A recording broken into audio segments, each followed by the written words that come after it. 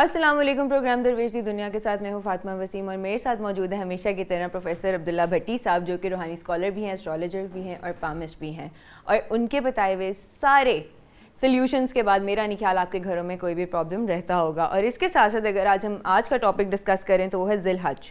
ذی الحج کے پہلے 10 دنوں کی اسلام میں کیا اہمیت ہے, اس میں جو روزے رکھے جاتے ہیں ان کی کیا فضیلت ہے, ان سب چیزوں کے بارے میں آج کے پروگرام میں ڈسکس کریں گے. اور اگر آپ ہمارے شو کا حصہ بننا چاہتے ہیں تو جو نمبر اسکرینس پہ دیا گیا آپ اس پہ کال بھی کر سکتے ہیں, اور ہم آپ کے سارے سوالوں کے جواب بھی دیں گے. تو سر کیسے ہیں آپ؟ السلام علیکم. اللہ کا شکر, میری بیٹی خیریت سے ہے؟ الحمد للہ ٹھیک ٹھاک. سر ذی الحج کے پہلے 10 دنوں کے اسلام میں کیا اہمیت ہے؟ اعوذ باللہ من الشیطان الرجیم, بسم اللہ الرحمن الرحیم. پہلے تو بیٹا بات یہ کہ تو بھی میں اور آپ دونوں لوگوں پہ شامل ہے کہ جو سارا سال انتظار میں رہتے ہیں. یہ موجودہ دور بڑی مصروفیت کا ہے, بھاگ دوڑ کا ہے, مٹیریلزم, بھاگ دوڑ ادھر ادھر. تو وہ دن کون سے ہیں, وہ راتیں کون سی ہیں, وہ مہینے کون سے, جب عبادت کی جائے تو باقی کمیاں دور ہو سکیں. اور دوسری بات ہے کہ رب ذوالجلال, جب اس کی میں اکثر کہتا ہوں جب رب ذوالجلال کا مطالعہ کرتے ہیں تو رب کی جو سب سے خوبصورت ادا, سب سے خوبصورت صفت نظر آتی ہے نا, وہ سارا سال بہانے ڈھونڈتا رہتا ہے میں بندوں کو بخشوں کیسے. وہ کبھی کہتا ہے رمضان جیسے کر لو, باپ کو دیکھ لو حج کا ثواب, ماں کے قدموں میں جنت. کبھی وہ کہتا ہے کہ آپ اگر خانہ کعبہ میں نماز پڑھیں اتنے, مسجد نبی میں پڑھیں اتنی, محرم میں یہ بات کریں تو ایسے ہے. اس طرح جب مختلف ٹائموں پہ اللہ تعالیٰ نے موٹیویشن دیتے ہیں, ترغیب دیتا ہے اللہ کی ذات کہ یہ کر لو وہ کر لو تاکہ میں تمہیں بخش سکوں. اسی طرح جب ہم مختلف دنوں کی بات کرتے ہیں تو محرم کے جو دن ہے اس میں 10 پہلے ہیں, رجب کے دن ہیں, اور دوسری بات ہے کہ خاص طور پہ جو ذی الحج کے پہلے 10 دن آ رہے ہیں. اللہ تعالیٰ نے بیٹا سورہ فجر میں ان کی قسم کھائی ہے, مجھے قسم ہے فجر کی اور قسم ہے 10 راتوں کی. یہاں کہ اللہ تعالیٰ اس کی امپورٹنس بتا رہے ہیں ہمیں, اس کی اہمیت بتا رہے ہیں کہ تم ان کو نارمل لے رہے ہو, یہ نارمل دن نہیں ہے. اور اللہ قسم کھا کے کہتے ہیں کہ یہ خاص دن ہے, خاص راتیں ہیں. اور مفسرین نے اور آقا کریم نے بعد میں جب ان کا ڈیٹیل بحث کی ہے, تشریح کی, تو اس میں جو بہت سے بڑی بات نکلتی ہے نا, وہ یہ کہا جاتا ہے کہ یہ وہ خاص راتیں ہیں کہ اس کی ہر رات نا, جب رمضان کا ٹائم آتا ہے, اعتکاف کے دن آتے ہیں, آخری 10 خاص ایام آتے ہیں, تو اللہ تعالیٰ کہتا ہے کہ 21ویں رات ہے, 23ویں رات ہے, 25ویں ہے, 27ویں ہے, 29ویں ہے, ان میں لیلۃ القدر تلاش کرو تاکہ اس میں میں تمہیں بخش سکوں. ایک رات کی عبادت 1000 مہینے سے افضل ہے.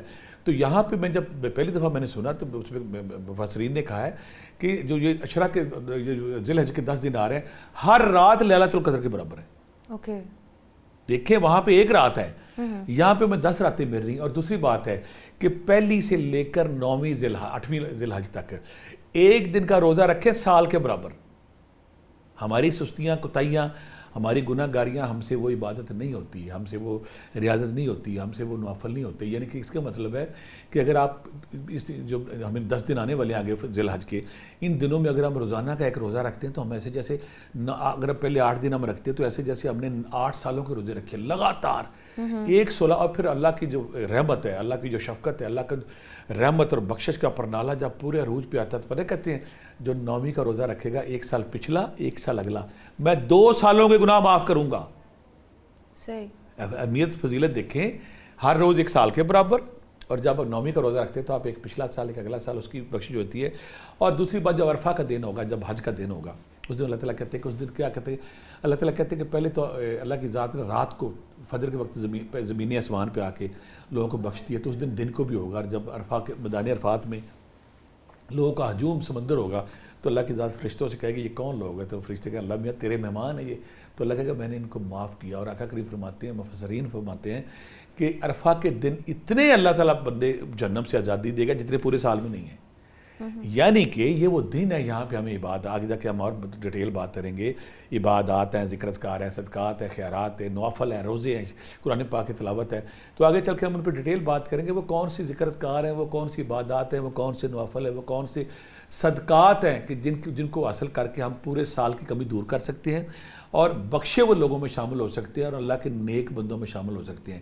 یعنی کہ یہ ہر رات لیلۃ القدر کے برابر ہے. ہر دن کا روزہ جو ہے وہ ایسے جیسے آپ نے سال کا روزہ رکھا, 9ویں کا روزہ, تو اللہ نے پھر نا جیسے بندہ کلائمیکس پہ آتا ہے تو اللہ تعالیٰ کہتا ہے کہ جو لٹ لو جو لٹنا جی.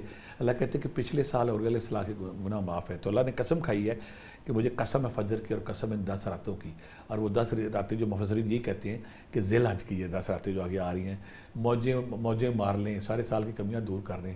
اگر آپ ان 10 راتوں میں عبادت کرتے ہیں, ریاضت کرتے ہیں, مجاہدہ کرتے ہیں اور رب کو منا لیتے ہیں تو یقین کریں آپ خوش قسمت لوگوں میں شامل ہوں گے. سارا سال ہمیں موقع نہیں ملتا, لیکن اب موقع آ گیا ہے جب ہم ان سے فائدہ اٹھا سکتے ہیں. ٹھیک ہے سر, ہمارے ساتھ ایک کالر موجود ہے, سنی ہے سرائے عالمگیر سے.